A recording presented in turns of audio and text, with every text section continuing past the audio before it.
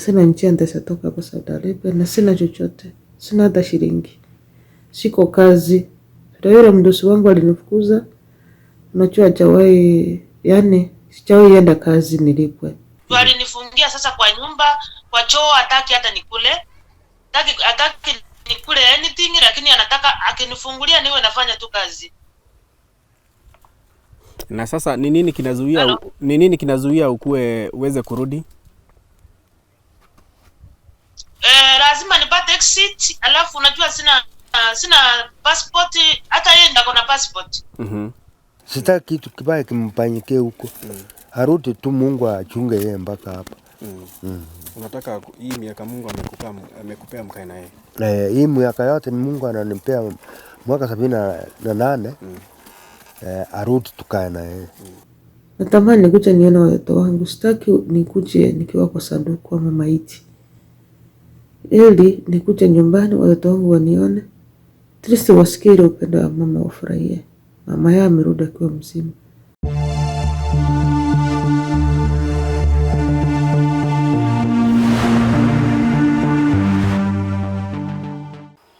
Tuko family, how are you doing? My name is Kingori Wangeshi. Na ukiniona kwa majani chai, si ati nachuna majani chai. Ni kwa sababu niko kaunti ya Nyamira, pali panaitwa Nyambaria. Mulinipa jukumu, mkanipea responsibility ya kubadilisha life stories. Na hivi leo niko na story ya Lilian Kemunto ambaye ako Saudi Arabia, hana passport, anafanya kazi, halipwi for the last 5-6 months. So siku ya leo tuko hapa tuzungumze na familia yake, tusikie wako na yepi ya kusema, na pia tuzungumze na yeye tujue how we can help, because this is a family that is crying for their kin to come back home. Hapa Nyambaria, njoo tuongee na wao. Habari ya Kenya, wa Kenya wenzetu. Kwa majina naitwa Lilian Kemunto. Mimi ni mama ya watoto wawili. Mimi natoka pande ya Kisii. Niko single mom. Sasa mimi nilikuja hapa 2019 mwezi wa 10 for green pasture. Niko na watoto. Nilikuja hapa kutafutia at least waweze kwenda shule. Nilikuja hapa kwa miezi 2, maisha ilikuwa nzuri sana hapa. Hiyo familia nilipata ya watu 6. Nikakaa. Vile nimaliza miezi 3, sasa mateso ikaanza. Huyo mama angekuja tu apata nimefanya kazi, aanze kunipigia makelele, ama nikiwa mgonjwa aanze kunifanyisha kazi nikiwa mgonjwa. Anakupea panada na kuambia uendelee na kazi. Mimi nilivumilia, nikavumilia. Ilifika siku moja akanitegea waya stima ili niue juu ilikuwa na short. Sasa kuenda kugusa ilinigonga ikaniangusha chini. Kuniangusha chini sikuchelewa, nilijikuta niko chini. Moja kuamka nikiwa sina nguvu kabisa. Sasa ilibidi wanipeleke hospitali. Huyo mke kwanza yeye hakuwa anataka nipeleke hospitali, hata alikataa. Lakini huyo mume aliona hali yangu ilikuwa mbaya, akasema wacha nipeleke kazi. Wacha nipeleke hospitali.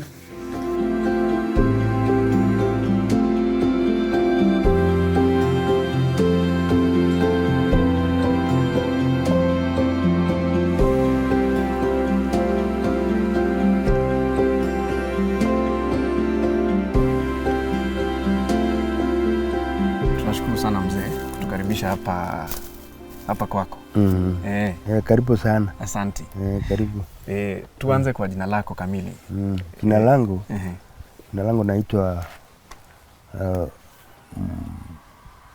Bernard Obino Mijira. Bernard Obino Mijira. Tunashukuru kwa sababu umetukaribisha hapa kwako. Na tuko hapa kwa sababu ya mtoto wako anaitwa Lilian. Iko ngambo. Ako ngambo. Lakini iko shida sana. Huwa mnazungumza na yeye? Atusungumza sana na yeye. Nakuja anapika simu, anazungumza na mama yake siku moja tu. Lakini siku mingi apiki simu, na sisi hatupiki simu kwenda huko. Ni yeye tu anatupikia wakati wowote. Lilian ni mtoto wangapi? Ama wewe uko na watoto wangapi na yeye ni mtoto wangapi kwako? Mimi niko na watoto 6. Waume 3 na wasichana 3. Sasa Lilian ni wangapi? Lilian ni ya mwisho kwa wasichana. Yeye ndiye wa mwisho kabisa ama ni wa mwisho kwa wasichana? Mwisho kabisa. Ni kijana lakini yeye ni mwisho kwa wasichana. Kwa wasichana. Aha. Umetuambia ako ng'ambo na kuna shida. Wakati alikueleza ama tuanze, alienda ng'ambo miaka mingapi? Miaka 4. Sijui sana, siandiki lakini nafikiria imekuwa miaka 4. Kulifanyikaje ulimruhusu waende? Ni yeye tu peke yake alijitafutia wakati alikuwa anaishi Nairobi. Alikueleza kwa nini ameenda huko? Alinieleza anakwenda kutafutia watoto yake pesa awasomeshe. Na wakati alipoenda huko uliona kama ile ndoto alienda kutimiza ilikuwa inafanyika ama inatimika, kwamba alikuwa anaweza kusimamia watoto wakati huo? Ilikuwa inaonekana wakati hiyo. Alikuwa anatuma pesa tu mpaka kwa shule, hata mimi alikuwa ananitumia kidogo tu ya matumizi. Lakini wakati hiyo alinini, ndisikia ati walikosana, alipika simu. Ati walikosana, huyu tajiri alikuwa anamwandika. Ndio tangu siku hiyo acha nini, akatuma pesa. Ndio anahangaika hapo. Anahangaika hapo Amerika. Uko mambo kwenye yako? Hana mahali ya kukaa. Kwa maana ananipigia simu ananiambia leo nimehama mahali fulani. Nafanya kibarua, sina kazi ya kuandikwa na mtu. Nafanya kibarua tu. Sasa wakati alipoenda aliwaachia watoto wangapi hapa? Watoto ni 2 iko naye. Sasa nyinyi ndio mnawashughulikia? Ni mimi ndio nawashughulikia sana.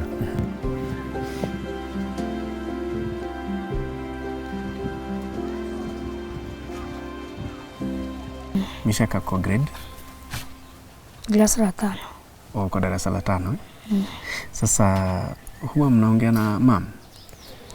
Hatujawahi. Hamjawahi? Alienda ukiwa grade 2. Ulikuwa grade 2? Yes. Hiyo miaka yote? Unamiss? Ungetaka arudi?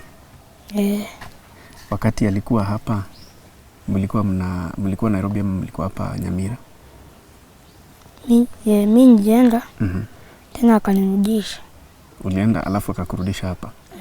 Alafu tena akaenda, ulisikia alienda wapi? Mimi sikuwa najua pale ameenda. Lakini ulikuwa unasikia anatuma pesa ya school fees na ya chakula? Alikuwa anatuma akiwa Nairobi. Lakini vile alienda hapo hakukuwa anatuma sana. Sasa shule mwalimu anasemaje? Wanaongea na yeye, anamtumia pesa. Sasa ungetaka arudi? Arudi. Kwa nini? Mimi nimemiss sana. Umemiss sana? Tunataka pia arudi. Tunaomba sana pia arudi. Si tumtafute kwa simu. Ungetaka kuongea naye? Sasa tuone kama tutampata. Tumempata. Hello. Mambo. Poa sana Lilian. Tuko nyumbani. Asante sana. Karibu nyumbani. Tuko na kila, huyo ni nani unaona hapo? Ni baba yangu. Good. Na tuko na kijana mwingine hapa. Yeye ni mtoto wangu Meshak. Meshak, salimia mama. Mambo mama. Sasa. Niko salama.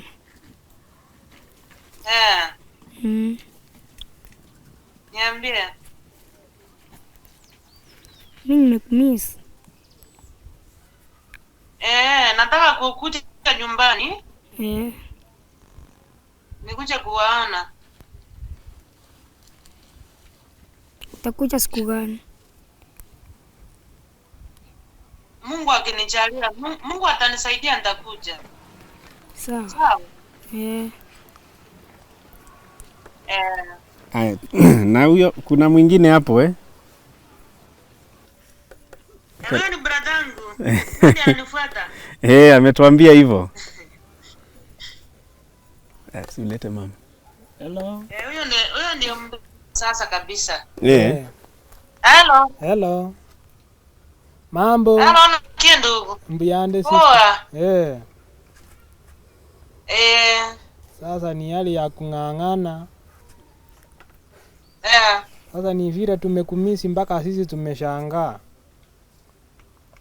Hata mimi napitia shida huku, ndio nataka nirudi nyumbani yake. Napitia shida nyingi sana hapa. Tunakuombea Mungu aweze kukusaidia angalau hata sisi tuonane. Sababu imepita siku mingi hatujawahi onana. Unajua nimemaliza hapa miaka 4. Nyewe hiyo ndio inatusumbua. Hata sisi tunashangaa ulienda wapi. Unajua mtu ukimisi hata mwezi mmoja, hata siku moja tu hivi. Unajua huku nilifungiwa, sasa hakuna njia ndaweza rudi. Nilifungiwa huku. Sasa ndio naona hao marafiki zangu niliwatumia message, ndio wameamua kunisaidia, ndio wakaona wacha wakuje hapo nyumbani. Tumewaambia wakaribie kabisa. Halo mama. Mbia. Nayo rantevi.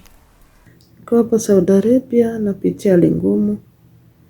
Mdosi wangu alikataa kunipea exit nirudi Kenya. Na alinifukuza kwake. Sasa mimi napitia hali ngumu sana, nateseka. Naomba mnisaidie niweze kurejea nirudi nyumbani kuona watoto wangu. Sasa wangu pia wanateseka, wanahitaji ile upendo ya mama. Sasa na njia nitatoka hapa Saudi Arabia na sina chochote. Sina hata shilingi. Siko kazi. Ndio yule mdosi wangu alinifukuza. Unajua hajawahi, yani sijawahi enda kazi nilipwe. Siendangi kazi nilipwe. Sasa alinifungia. Na mtu akijua una kitambulisho atakufanyisha kazi na kosa kukulipa na kufukuza hivyo kule. Sasa mimi ningependa mnisaidie niweze kurudi nyumbani nikaona watoto wangu. Watoto wangu wanapitia hali ngumu sana. Wanamisi upendo ya mama. Na mali wako si tu wako sawa. Mara wananipigana na mboga na mirara njaa. Ama wananiambia mama tunapiwa, mama tunapiwa. Sasa niliwaambia wavumilie, lakini ikafikia mahali wananiambia wanalala hivyo. Wanalala njaa na wanaamka hivyo. Sasa hiyo kitu ndio inaniumiza sana. Hata mimi nasijisikia nikiwa mgonjwa. Natamani nikuje nione watoto wangu. Sitaki nikuje nikiwa kwa sanduku ama maiti. Ili nikuje nyumbani watoto wangu wanione. Triste wasikie upendo wa mama, wafurahie. Mama yao amerudi akiwa mzima. Sio wote wanatoka hapa wakiwa wazima. Hata ni neema ya Mungu mpaka sasa ninaishi hapa. Wengi tulikuja na wao wamekufa. Wengine wanateseka, wengine wamefungiwa, wengine wako jela saa hizi. Nalilia serikali yetu inisaidie niweze kurudi nyumbani. Nikuje kuwaso nyumbani. Najua ili kuwaso nyumbani kuliko kukaa hapa una kazi. Sina hata kitambulisho, sina chochote. Sasa hakuna mahali nitakupaliwa hata ukienda kufanyia mtu kazi. Lakini sasa imefika wakati tunaona maisha inaendelea kuwa ngumu. Na hawa wasasi wetu hawajiwezi. Ndio maana hata yeye aliona wacha aenda ng'ang'anie watoto wake.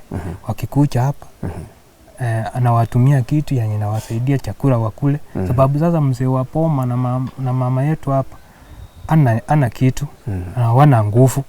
Miaka nayo inasonga. Sasa inakuanga vigumu kuwategemea. Na wao wachukua sasa chenye kiko mama yake ndio tulikuwa tegemea kwao. Sasa inabidi tunang'ang'ana ndio wapate kitu wakule. Na mama yake pata anaendelea kulia, hana kitu ya kusaidia. Na hao watoto wako mashule wanatakiwa wasome na hakuna pesa. Ndio maana tunaomba ingekuwa rahisi hata sisi tuweze kumuona. Na sisi tuweze kufurahia hata ingawa anakuja afanye vibarua hapa Kenya. Inakuwa afadhali. Sasa hiyo ndio tunang'ang'ana tu, ingekuwa rahisi na tunaomba ingekuwa rahisi. Akuje tusaidie, asaidika hapa Kenya. Tuwe tukumuona akiwa mzima. Na hiyo ndio itakuwa furaha kwetu. Hata wazazi wetu wanakaa na stress. sababu wakisikia ati mtoto wao anateseka huko na huko ni mbali, si hapa karibu, si inakuanga shida sana. Sasa ndio tunaomba serikali ingekuwa afadhali aweze kufanya hima watu mrejeshe hapa Kenya, hata sisi tuweze kumuona, na hiyo itakuwa furaha kwetu. Matumizi, tueleze matumizi ambayo ama mahitaji ambayo watoto wako nayo na wakati mwingine unashindwa kuyatimiza. Sana ni pesa ya shule. Alikuwa anatuma lakini. Alikuwa anatuma. Alikuwa anatuma. Pole. Ndiyo. Sasa tangu wakati alipoacha kutuma kumekuaje? Imekuwa shida hana.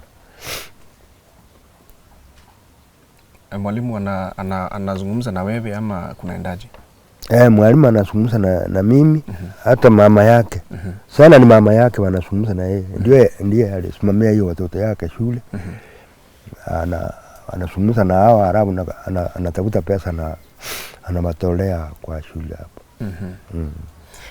So wewe unafanya shughuli gani hapa nyumbani ama unachunga boma? Hapa sina kazi ya kufanya. Mimi nakaa tu kuchunga boma kwa maana sina nguvu ya kufanya kazi yoyote. Na tena mimi ni mgonjwa tu kwa mwili yangu. Pole. Sikira kwa mwili yangu. Na sasa mzee, ungetaka Lilian arudi? Wacha arudi kama amekosa nini? Kama amekosa kazi, anatangatanga, si arudi hata hapa nyumbani, hata afanyia hapa karibu na Nairobi. Serikali ungezungumzia kuhusu ukosefu wa karatasi zake na nauli ya kukuja hapa, utasema nini? Si nauli ndio yeye mkosa yeye kurudi na njia, kwa maana ura alinyang'anya yeye nini ile yake. Sijui passport na ile barua. Yeye alimnyang'anya, sijui ikakuaje.